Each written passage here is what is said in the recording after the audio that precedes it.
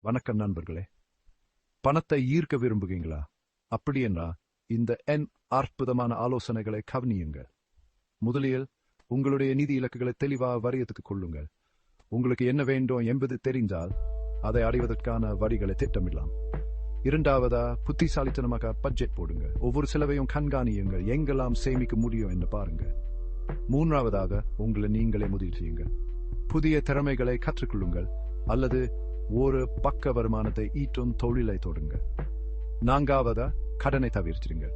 வட்டி செலுத்துவது என்பது உங்களால் பயன்படுத்த முடியாத பணம். ஐந்தாவதா, அவசரகால நிதி ஒன்றை வைச்சிருங்கள். எதிர்பாராத செலவுகளுக்கு இது உங்கள் பாதுகாப்பு வலை. ஆறாவதா, உங்கள் முதலீடுகளை பல்வேறு தளங்களை பரப்புங்க. எல்லா மூட்டைகளையும் ஒரே சூழலில் வைக்காதீங்கள். ஏழாவதாக, உங்கள் வருமானத்தை வெட்குறைவாக செலவு செய்யுங்கள்.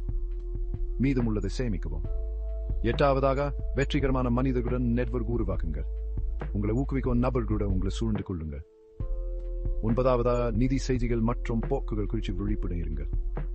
பத்தாவதா, கொடுப்பதன் மூலம் மகிழ்ச்சியை பகிருங்கள்.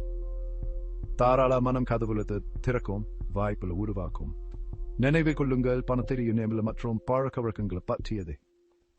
இந்த ஆலோசனைகளை இன்றைய செயல்படுத்த தொடங்க. உங்க செல்வம் வளர்றதை பாருங்க.